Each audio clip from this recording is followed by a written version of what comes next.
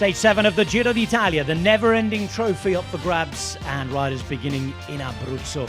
Red Bull Bora Hansgrohe beginning without Jai Hindley. It was the day after, the afternoon before, that crash on the way to Naples that caused that neutralisation. Today was a different day though. It was a GC day, and it was a day surely for those who were good in the mountains to show their strength. 3,500 metres of climbing, almost 170 kilometres, and 3 classified climbs to take on before a final first category finish. The first of only 2 summit finishes strictly at this Giro d'Italia, a final Red Bull kilometre not too far from the final climb. It will be a big test to see who will get in the breakaway. The weather was markedly colder. Today would be ridden in the heart of Italy. Starting up to Roccaraso, attempts would go and be brought back. Jay Vine trying to sneak away. Lorenzo Fortunato did get to take the first set of King of the Mountains points. He extended his lead in the blue jersey competition with a little bit of help from Diego Ulissi. 150 kilometres remained when Red Bull Bora Hansgrohe were trying to neutralise Jay Vine again, and they let a group go up the road. Still a question as to who'd be allowed to go, and not everybody who was going to be in the final move was there yet. Paul Double coming across here with 146 Ks remaining. Here's Lemrez who would join him, and there'd be 7 riders at the front of the Giro d'Italia. Chodum was the other man dangerous in the general classification, aside from Paul Double, who stood at just around 1 minute and 20 seconds from the lead of Mads Pedersen. There was doubt throughout the stage as to whether it would be breakaway, break and GC, or purely GC riders. Garofoli rode on at the front alongside Scaroni, and they were all hoping at the front, naturally, that they get an opportunity to win the stage. Behind Dents, controlled, he had some help from Moscon, his teammate, Primož Roglic, hoping to Roglify the stage, it seemed. But inside the final 100 kilometres, Paul Double showing that he was after King of the Mountains points, and he also showed a lot of strength to those in the break. Tonelli and Tarozzi were there as well. But with a gap at only just above 2 minutes, at this point it looked as though it was going to be for the peloton. On the next climb, however, the 20-kilometre-long Vado della Forcella, the gap grew. It went as big as 4 minutes 10 seconds, and they were starting to dream. Paul Double dreaming of moving into the Maglia Rosa on his Grand Tour debut. He wasn't dreaming, he was competing when he went for the blue jersey points. 36 points on the day going to him so far.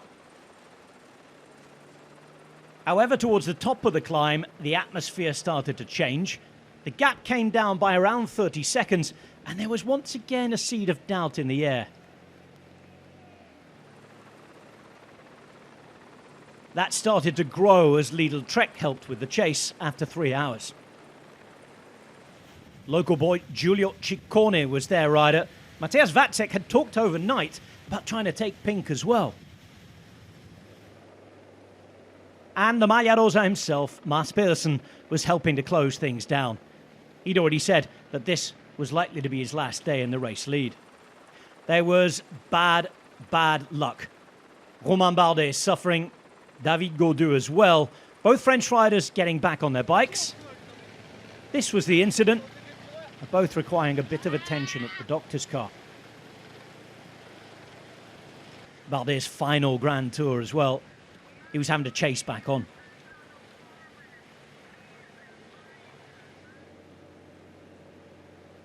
The gap was down to just over 1 minute. It was now becoming clear it was going to be for the GC riders. Gaudu returned. Bardet was back too, but soon a 12-kilometre climb to the finish would sort everybody out. The breakaway began the climb with just over 50 seconds of a gap.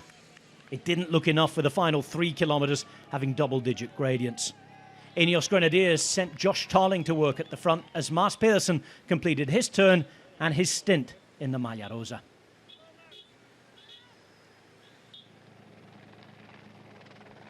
Some riders from the break were caught, including Paul Double. The pink dream was over for him.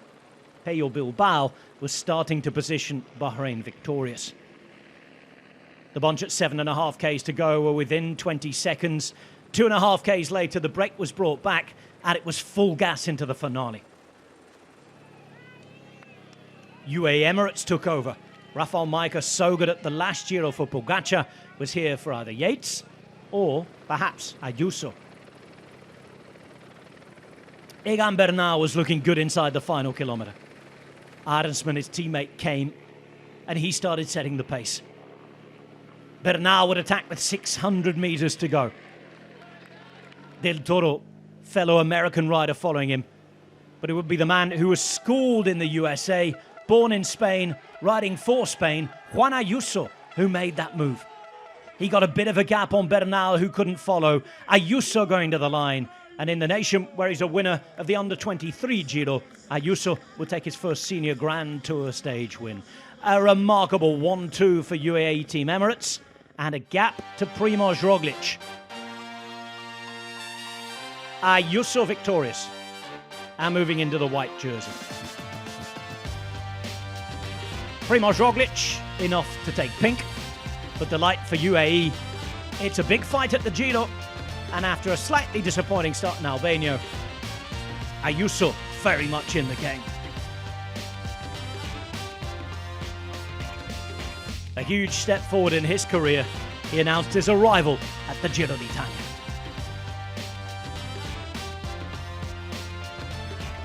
Ayuso, Del Toro, Bernal, Roglič, Ciccone with Tiberi and Caruso, alongside Carapaz in that group at 4 seconds.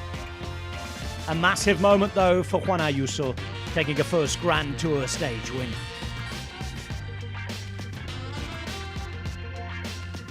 In the general classification, Roglič leading, but the margins are tight. We have quite the Giro on our hands. And that's heading into a wonderful weekend as well. Roglič in pink, a Tirreno Adriatico type classic stage to come, and then the gravel stage to Siena. What about the three-star stage then on Saturday? 197 kilometres beginning in Giulianova Marche and heading up to Ascoli Piceno. A lot of climbing. 3,800 metres of the stuff. Up and down all day. And that continues to the end. Dropping down to Castel Raimondo. It's quite the stage. Lots of climbs.